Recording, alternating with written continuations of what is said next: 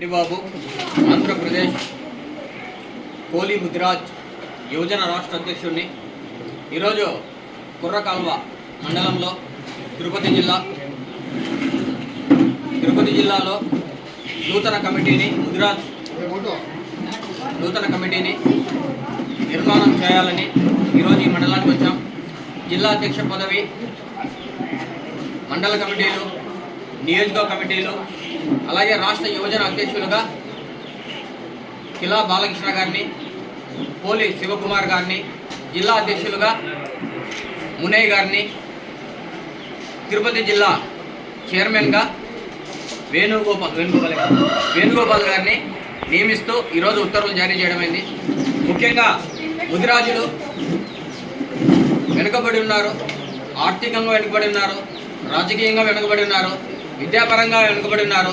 ప్రభుత్వం నుంచి రావాల్సినటువంటి సంక్షేమాలు అందడం లేదు, సరైన వసతులు లేవు. అలాగే ప్రభుత్వం పేదలకు ఇవ్వాల్సినటువంటి ఇండ్లు కూడా ఇవ్వడం లేదు.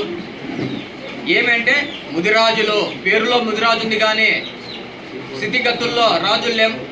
కాబట్టి రాష్ట్ర ప్రభుత్వం కూడా దొంగ లెక్కలు చూపిస్తోంది.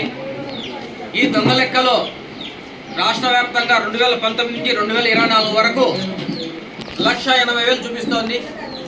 మరి ఈ లెక్కలు 2 జిల్లాలు కలిపితే అంత జనాభా ముదిరాజులు ఉన్నాం.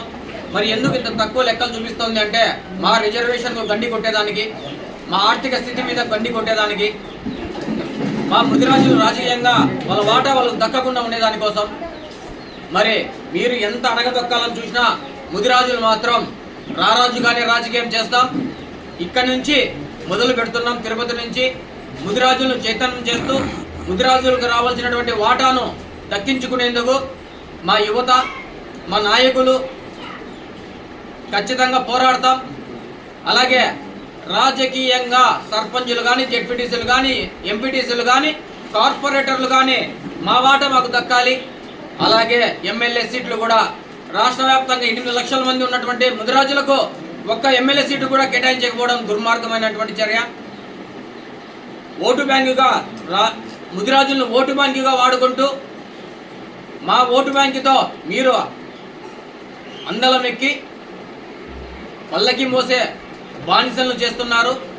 ఇక రాబోయే కాలంలో ముదిరాజులు బానిసలుగా బతికేదానికి సహించేది లేదు. మేము కూడా రాజకీయాలకి ముందుంటాం.